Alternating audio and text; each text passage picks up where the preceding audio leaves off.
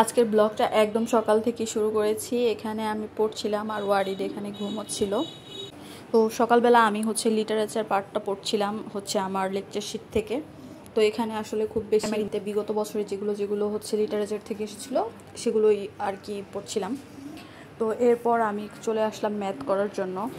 সকালবেলার সময়টাতে আমি চেষ্টা করি যে ম্যাথ আর হচ্ছে ইংলিশ দুইটা জিনিস পড়ার জন্য, কারণ সকালবেলা এগুলো করলে অনেক সময় দেখা যায় অনেক হার্ড কিছু ট্রিক্স থাকলেও সেগুলো হচ্ছে খুব সহজেই হচ্ছে পারি আর কি। ম্যাথ করার ক্ষেত্রে আমি আসলে যেটা করছি, এখন ম্যাথটা আমি এখন রেগুলার করার চেষ্টা করতেছি, কারণ দেখা যায় যে আমি একটা অধ্যায় শেষ করি, যখন আরেকটা অধ্যায় ধরি বা করি তখন দেখা যায় আমি প্রিভিয়াস ম্যাথগুলো ভুলে যাই। যখন করি তখন পারি, খুব ভালো পারি, মনে হয় যে হ্যাঁ হয়ে গেছে।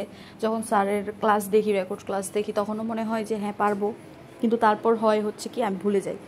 তো জানি না কতটুকু কি করতে পারছি বা কতটুকু আগাতে পারছি, এখন অবধি আমি বুঝতেছি না আমার প্রোগ্রেস কতখানি। তবে হ্যাঁ চেষ্টা করব, লেগে থাকবো। তো এইখানে হচ্ছে আমি দেখেন কতবার কিন্তু উঠে গেছি, মানে ওয়ারিদ উঠে গেছে। তো আসলে ঘুম থেকে ওঠার পরে এটা সেটা চায় আর জিমর্জি করে, তো ওকেও দেখা লাগতেছে। আর আমি চাচ্ছিলাম যে আমি এই ম্যাথটা খুব কষ্ট করে হোক যাই হোক আমি ম্যাথটা কভার করতে চাচ্ছিলাম। সো সামনে কিন্তু বেশ কয়েকটা সার্কুলার হচ্ছে চলে আসবে, যেমন হচ্ছে শিক্ষক নিবন্ধন, তারপরে প্রাইমারি প্রধান শিক্ষকের সার্কুলারটা অলরেডি হচ্ছে দিয়ে দিছে। তো এই সবগুলো সার্কুলারই কিন্তু টিচিং প্রফেশন রিলেটেড। তো এগুলো কিন্তু আসলে সংসার বাচ্চা সব কিছু সামাল দিচ্ছে, তারা কিন্তু খুব সহজেই কিন্তু এই চাকরিগুলো কিন্তু ক্যাচ করতে পারে।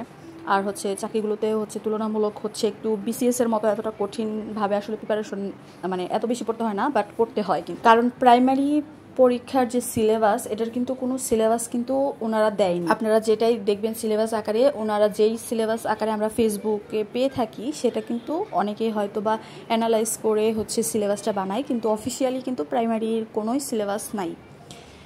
কিন্তু বিসিএসের সিলেবাসটা কিন্তু ওনারা দিয়ে দেয়, কিন্তু প্রাইমারির কিন্তু কোনো সিলেবাস নেই মূলত। আর যেটা ওনারা দিছে সেটা হচ্ছে মানবন্টন, যে কোনটা থেকে কত নাম্বারের কোশ্চেন আসবে এটা। আর এখন সম্ভবত প্রাইমারি শিক্ষক নিবন্ধন যে পরীক্ষাটা, প্রাইমারি শিক্ষক নিয়োগ পরীক্ষাটা, সেটা হচ্ছে গিয়ে গ্রেড আপডেট করা হয়েছে, হয়তো বা 13 গ্রেড থেকে 12 গ্রেড অথবা 10ম গ্রেড পর্যন্ত চলে আসবে। আর হচ্ছে প্রাইমারিতে এখন কিন্তু অনেক বেশি কম্পিটিশন হবে, কারণ পাবলিক ইউনিভার্সিটির ম্যাক্সিমাম স্টুডেন্টই হচ্ছে প্রাইমারির এবার পরীক্ষা। সো বোঝাই যাচ্ছে যে কেমন একটা কম্পিটিশন হবে। আর এখানে কিন্তু একটা কথা বলে দিছে যে 20% বিজ্ঞান বিভাগ থেকে যারা আসবে তাদেরকে অগ্রাধিকার দেওয়া হবে। 20% কি কত পার্সেন্ট আমি আসলে শিওর না, তবে হ্যাঁ বিজ্ঞান বিভাগে যারা পড়েছে তাদেরকে অগ্রাধিকার দেওয়া হবে। এই জিনিসটা আসলে আমার কাছে ব্যক্তিগতভাবে ভালো লাগেনি, কারণ আমি হচ্ছি ব্যবসায় শিক্ষার স্টুডেন্ট, আমার কাছে এটা একটু বৈষম্য মতো লেগেছে। কিন্তু ওনারা কিন্তু এটাকে কোঠার মতো বলেনি, যেটা কোঠার বিষয়টা হচ্ছে আলাদা আর অগ্রাধিকার বিষয়টা হচ্ছে আলাদা। যেমন ধরেন যে অনেক সার্কুলারে থাকে না যে রিকোয়ারমেন্ট থাকে অনার্স, বাট ওনারা বলে দেয় যে যদি মাস্টার্স করা থাকে তাহলে মাস্টার্স ডিগ্রিধারীদেরকে অগ্রাধিকার দেওয়া হবে। ঠিক সেম এটাও হচ্ছে যারা বিজ্ঞান থেকে এসেছে তাদেরকে অগ্রাধিকার দেওয়া হবে, বাট এটা কিন্তু কোঠা না। ডালও রান্না করবো সকাল থেকে, এই 2.5 ঘন্টা শুধু মান নির্ণয়ের 3টা ক্লাস করলাম খায়রুল স্যারের।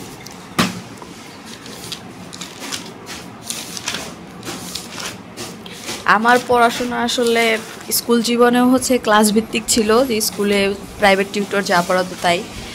এখনও ঠিক সেম ক্যাটাগরিতেই আমি পড়াশোনা করি। আরেকটা ক্লাস বাকি আছে, 3 নাম্বার ক্লাস করছি। মান নির্ণয়ের স্যার হচ্ছে 4টা ক্লাস করাইছে, আরেকটা ক্লাস বাকি আছে, ওটা পরে করব। এখন হচ্ছে সকাল কয়টা বাজে, 9:30 মতো বাজে। তো আমাকে এখন ওয়ারিদকে নাস্তা করাতে হবে আর রান্না বান্না করতে হবে। এখানে আমি রান্না করেছি হচ্ছে ওয়ারিদের জন্য কলিজা ভুনা, আর এটা হচ্ছে আমার জন্য হচ্ছে আমি রান্না করেছিলাম লইট্টা শুটকি। তো এগুলো হচ্ছে আমি স্টোর করে রেখে দিব। তো আজকের মতো ভিডিও এই পর্যন্তই ছিল। ভিডিওটি ভালো লাগলে অবশ্যই লাইক করে দিবেন আর চ্যানেলটি সাবস্ক্রাইব করতে পারেন। থ্যাঙ্কস ফর ওয়াচিং এন্ড আসসালামু আলাইকুম এভরিওয়ান।